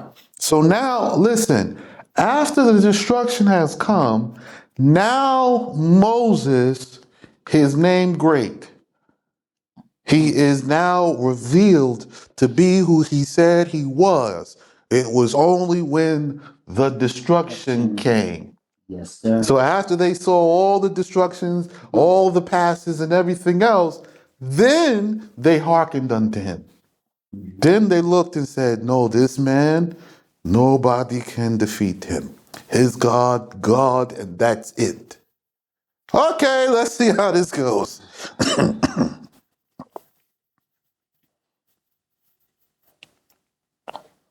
Thus saith Yah, at this hour of the following night will I be revealed in the midst of the Mitzrayim. So at this hour, the same hour, tomorrow night, I'm going to be revealed.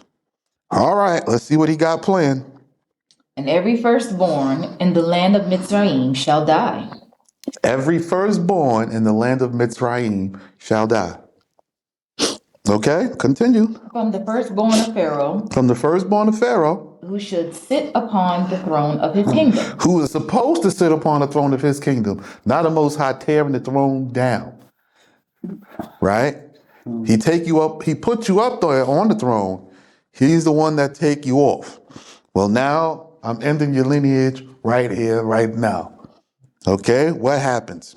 Unto the firstborn son of the humblest mother in Mitzrayim. He says, unto the firstborn son of even the humblest mother, the meek, the one who don't know about nothing. She's just living her life. She no do nothing. She's Mitzri, her firstborn son. Everybody gonna pay.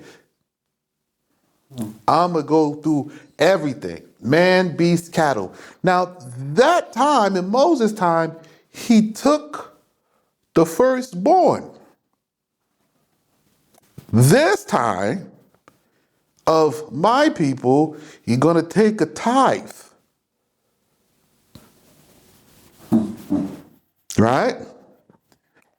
You're going to take 30% and keep it alive and kill the rest. Okay? Of the other nations, he's going to take and keep alive only a tenth. You're going to slaughter them with a great slaughter. So now you're going to see the earth become small. He says there'll be, in the city, there'll be 10. But in the countryside, there'll be 2. And you want to be out there in the smoke. No problem. Stay there.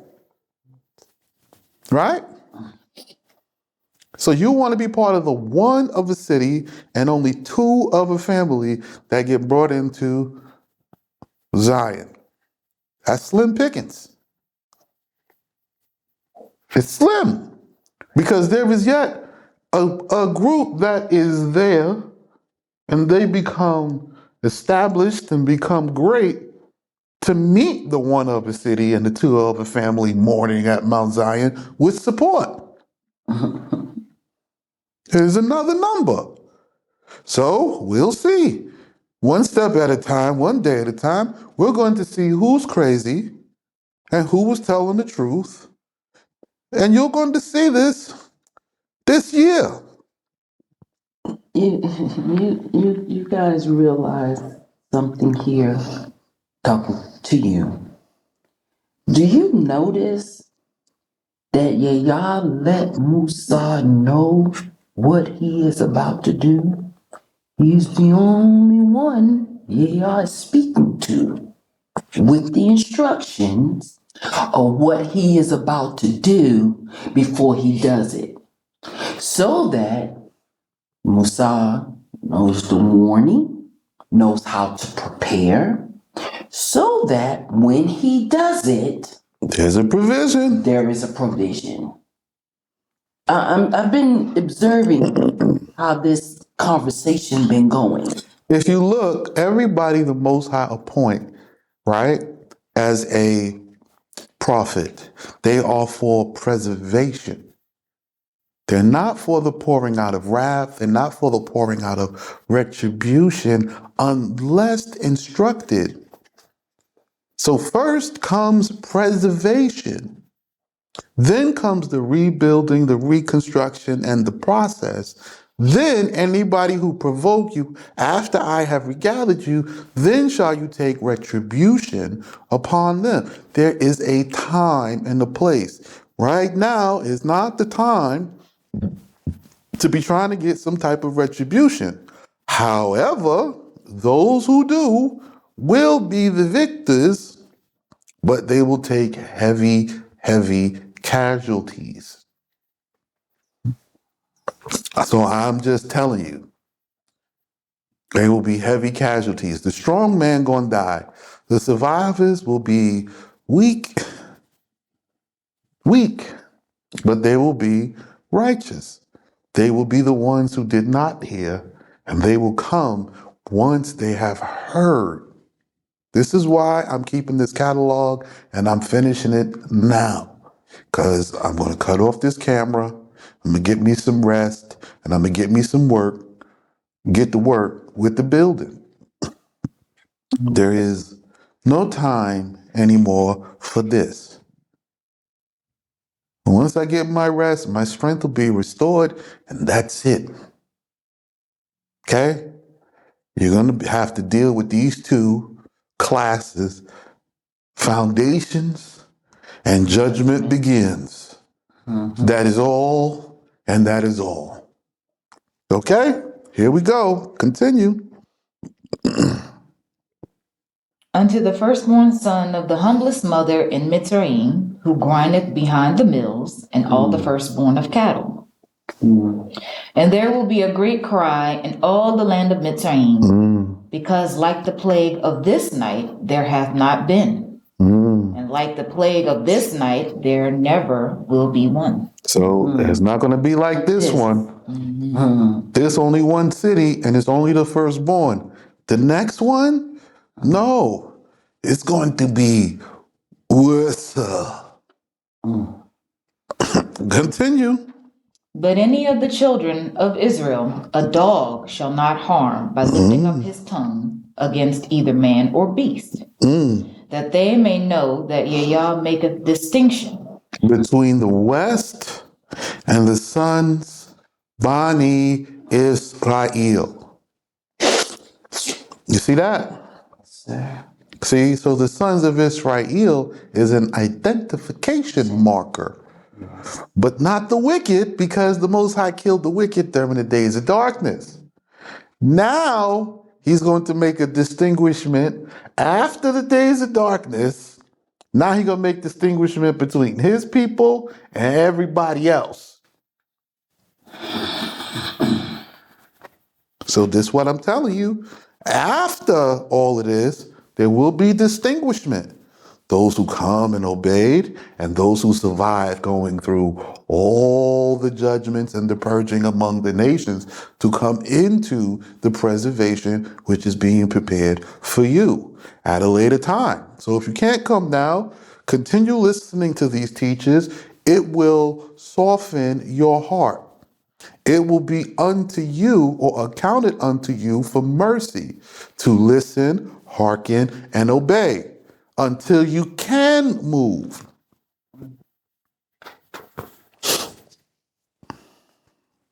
Continue. And thou shalt send down all your servants to me, coming and beseeching me, saying, Go forth, you and all the people who are with you. And afterwards I will go. And he went out from Pharaoh in great anger. But Yah said to Musa, Pharaoh will not hearken to you. So now he told Pharaoh this before he left.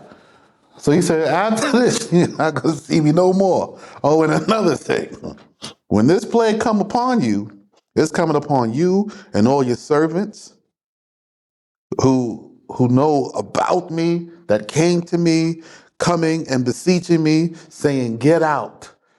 You're going to see this. All right, continue. That I may multiply my wonders in the land of Mitzrayim. Musa and Aharon did all these wonders. So they did all the wonders Before Pharaoh. before Pharaoh, in his face, ahead of him. Okay? They in the front, Pharaoh in the back. It's before Pharaoh. Pharaoh down, Moses, Aaron up. Okay, here we go. Continue. And Yahweh strengthened the design of Pharaoh's heart, and he would not release the sons of Israel from his land. I'm not letting you go. So we get ready to have it tomorrow. Well, here we go. Continue reading. And Yahweh spoke to Musa and to Aharon in the land of Mitzrayim, saying, this month is ordained to be to you the beginning of the month. So now this month, we in the month of Nisan, is ordained to you to be the beginning. Well, what kind of beginning is the Most High talking about? Because we read in Genesis chapter 8 and 22 that from the time of Adam, Tishri was number 1. So let's see what happens here. And from it you shall begin to number for festivals. And from it shall you begin to number. So now month number 7 is numbered 1 for you. This you Independence Day. This the day the nation came together. This the day I bring the nation out. This time and out of the house of bondage. This how you know this not Passover. I know you upset. You out here doing this craziness with lamb everywhere, dressing up like Power Rangers and Power Ranger villains. You know, I seen a guy, he had an outfit, he looked like the guy from Rita Repulsa.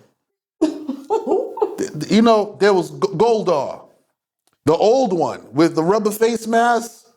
He had 2 of them. Before my time. He had 2 of them on his shoulders. On the left and on the right.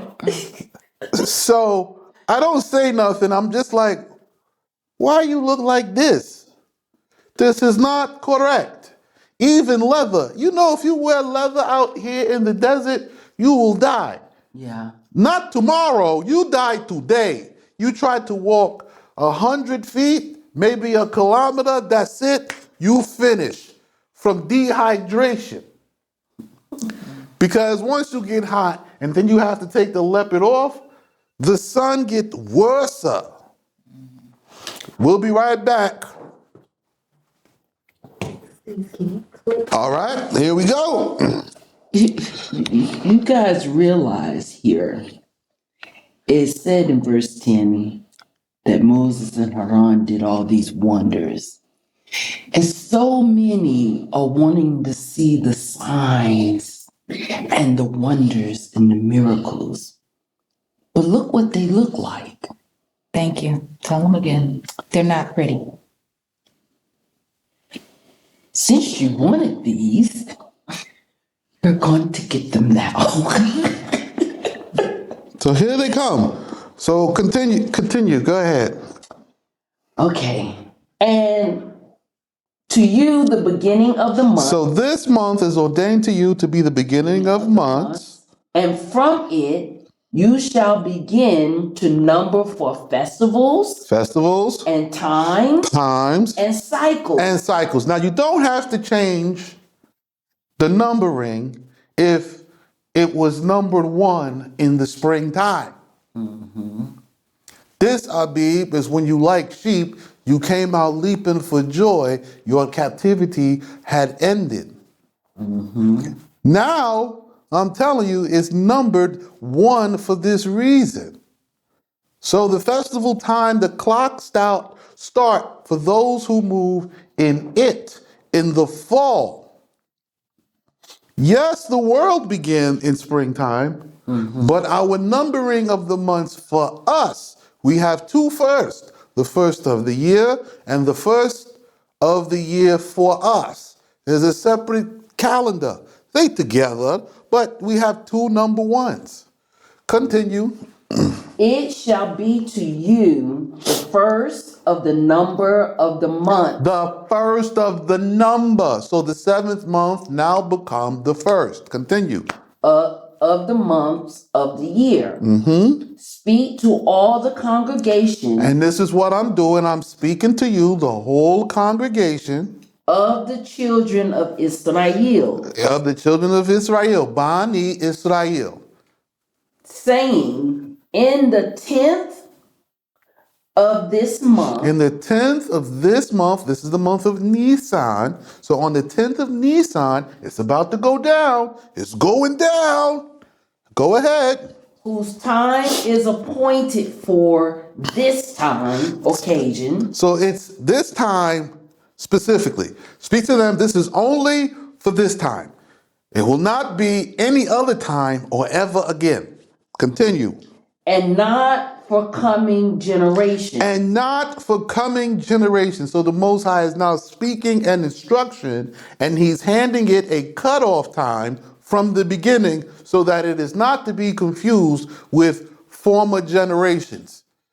Okay, let's see what they have to do. They shall take to them a lamb for the house of a family. So they take a lamb. And if many in number, they shall take a lamb for a house. So they're going to take a lamb for the house of the family, and even if they many, they're going to take the lamb for the house. Okay? So pretty much to be clear, brother, this means that the only time of getting the lamb on the 10th was at this time. No. Okay. He's giving a full instruction. So we're going to take the full instruction and see what is different, because when we read about it, we now have to conduct our sacrifices of the Pesach, one, in the land and by the Levite ordinance, emulating what the Levites do. But you don't know what the Levites do. I do. You don't. I've seen them stringing up a live goat. Alive. Just regular people. I'm looking, oh no, this is abominable. This is not halal. You don't know, but you do what you want. You can't do that here. It's not permitted. Continue. But if the men of the house are fewer than 10 in number, in proportion to a sufficient number to eat the lamb, he and his neighbor who is nearest to his house shall take according to the number of souls, each man according to the sufficiency of his eating shall be counted for the lamb. So now he's saying you take a lamb for the house. Yes. If it's less than 10, you take a lamb and you go get your neighbor. You have to share this with your neighbor. Now, my instruction is not for us to do this with lamb. I'm doing this with land. L-A-N-D. Land, capital land. So now that you may have establishment and redemption for you. Preservation for you. So I'm telling you now, this is why you have to give. Okay? This is what it is. If you don't accept the instruction, it's only going to lead to your calamity. This calamity don't fall on me. Continue. The lamb shall be perfect, a male, the son of a year, he shall be to you. From the sheep or from the young goats ye may take. So they taking lambs and goats. Yes, sir. Lamb and goats. Just for this occasion. lamb and goats. Okay, so. Continue. And it shall be bound and reserved for you until the 14th day of this month. So now it is tied up, prepped. It is prepped. Tied up, prepped, set aside, fed, and watered from the 10th day to the 14th day, which is a Shabbat. The 14th day is the Shabbat. I'm not making this up. Look at the instructions here. So let's see how the Most High gonna give us some type of instruction to get around the law of keeping the Shabbat and doing this festival. Continue. That you may not know the fear of the Mitzray when they see it. And you shall kill him according to the right of all to the congregation of the assembly of Israel between the sons. So now he's saying on the 14th, after 4 o'clock, you're going to slay this lamb between the sons, because 4 o'clock is when you give the release for preparation for the next day.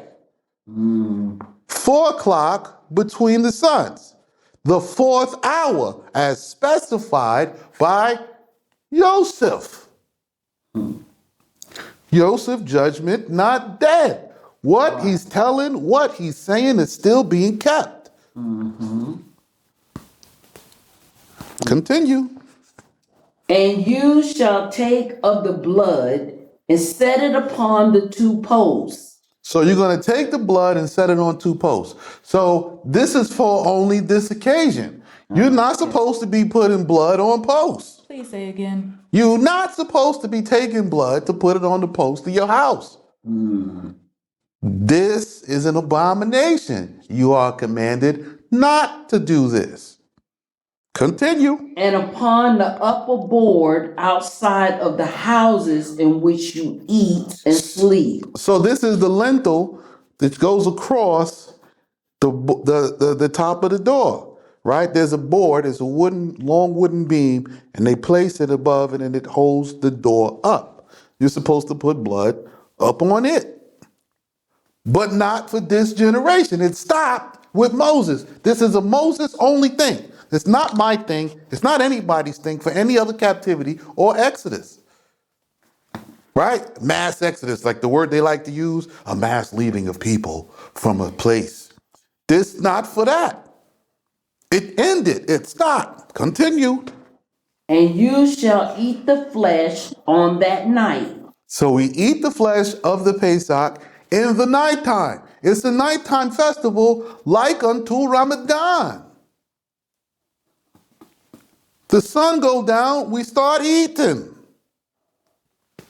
with your clothes on. It's a nighttime festival. Continue. The 15th of Nisan until the dividing of the night, roasted with fire. Okay, so now he says, you shall eat it on that night. Now that night begin the 15th of Nisan until the dividing of the night. So when you get halfway through the evening and you know the sun getting ready to come up in another few hours, you're done. Okay? Midnight. Okay? Continue. Without leaven, with horehound and lettuce shall you eat it. So this comes without leaven, Yes. roasted with fire, and with whorehound and lettuce. You don't even know what whorehound is. This a radish. This is spicy. And lettuce. So he's telling you, here's the meat and here's your sides. Not any of this egg business, crackers. Unleavened bread is saja bread. It's a Bedouin bread. It's very soft, very tasty. You can almost see through it. It's so thin. Yeah. It's not a cracker. If it's a cracker, cracker have leaven in it. Right? Yes. So let's see what the instructions say about it. Eat not of it while living, Don't eat it while it's alive. neither boil in wine or oil or other fluids. Don't boil it or nothing. Neither boil in water. Don't boil it in water. So don't boil it in no juice, oil, wine, nothing. Don't put nothing on it. You're going to just burn it. But roast it with fire when its head and its feet and its inwards. So you're going to put this thing on the fire with the head, the feet, and the inwards. Just roast it like this. Ugh. I'm glad this only one time. Because the caca in there, Everything is there. everything inside. You just roast it, burning it, burnt. No problem, because it's thick. Can you imagine what it takes to roast it? Continue. Nor shall any be left of it till the morning. So you can't leave it until the morning, like you leave it out. No, it's either whatever you finish, whatever you don't finish eating, just burn it up. Don't let nobody else eat it. But what may remain of it in the morning, you shall cover over, and in the daylight of the 16th day, burn with fire. So you had the 14th, you had the 15th, Yes. and now it's continuing from the night of the 15th. When the sun come up on the 16th day, now you're going to burn the residue with fire. For you may not burn the residue of a holy oblation on the feast day. So burning the residue of your feast is not permitted on the festival day. You burn it the day after. This is a command, right? But remember, you're not supposed to be doing this type of Passover ordinance. You take the Passover ordinance as given from Exodus chapters 19 to Deuteronomy 34. There the ordinance is fixed to be performed in the land, which you have to come learn. You don't know because you've been out there with the heathens. Continue. And according to this manner, you shall eat it this time, but not in other generations. So according to this manner shall you eat it this time, but not in other generations. We are many generations from this time. It stopped with them. It has something to do with their story and an instruction to protect them from the wrath the Most High is about to send. But let us continue. But no, your loins shall be girded, your shoes on your feet, and your staves in your hand. He said, be dressed and ready. And you shall eat in the fear of the majesty of Yah of the world. He says, you will eat in the fear of the majesty of Yah of the world. Okay, continue. Because mercy hath been shown to you from before Yah. Because mercy is being shown to you in your obedience to the instruction. And I will be revealed in the land of Mizraim in the majesty of my glory this night. And with me 90,000 myriads. 90,000 myriads of destroying angels. 90,000? The Most High showed up with millions and millions of angels. Millions. Yes. Okay, let's see. And I will slay all the firstborn in the land of Mitzrayim, Now he's going to slay all the firstborn. of man and of beast, and against all the idols of the Mitzri. I will execute 4 judgments. So now these 4 judgments, I want you to pay attention because they are attached to the 4 plagues which are coming to you. The plague of famine, the plague of wild beast, the plague of pestilence, and the plague of war. They're coming to you now. So let's see what these 4 judgments are. The molten idols shall be melted. So the metal idols, they're going to be melted down. The idols of stone be broken. He's going to break the idols of stone.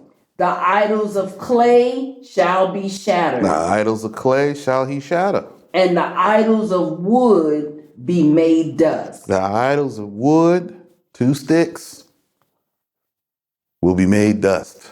That the Misray may know that I am Yah. So he's going to destroy everything that they hold dear. All of these idols have a place. One for money, one for economy, one for this, one for that. Food, this. The Most High is now, I'm going to tear down all of them. Okay, here we go.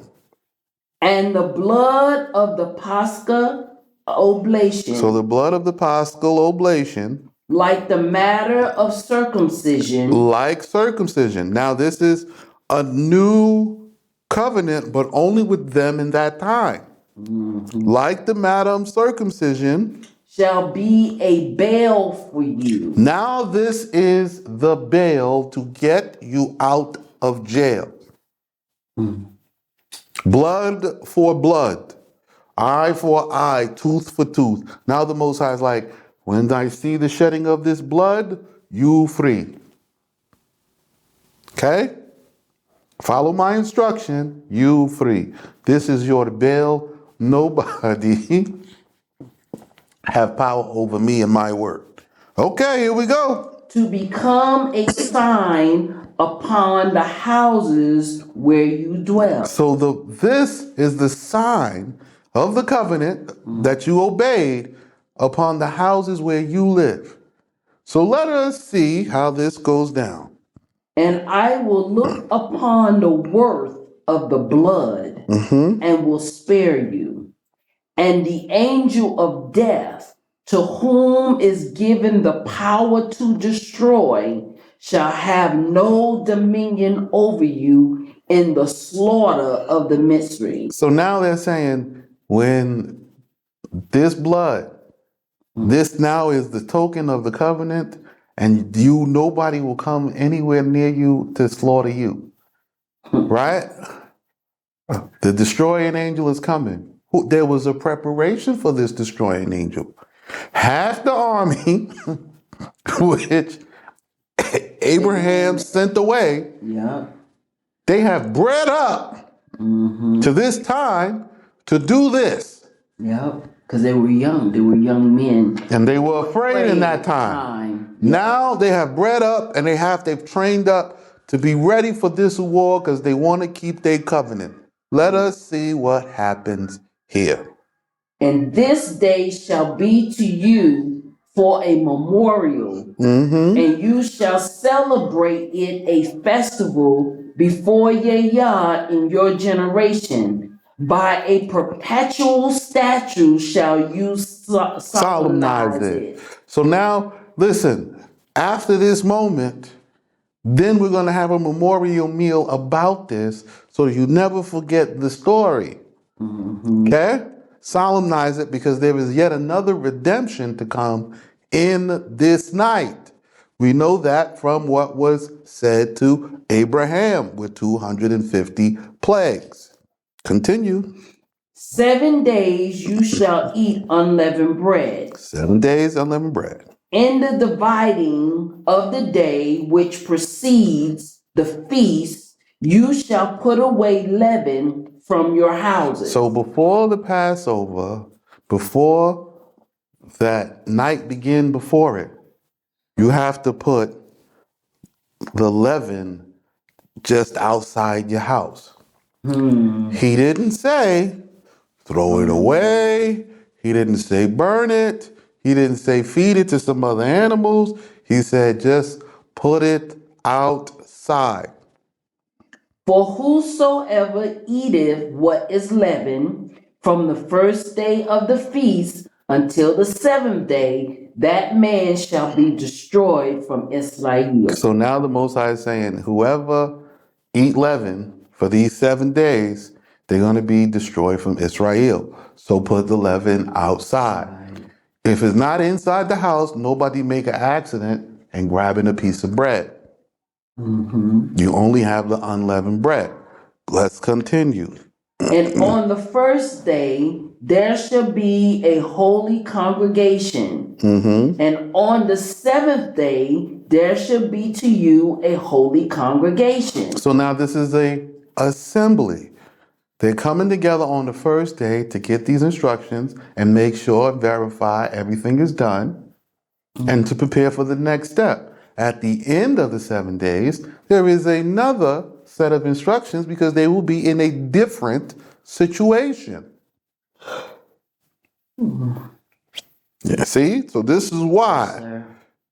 Here, we're getting ready. Make sure we have everything done. Everybody check.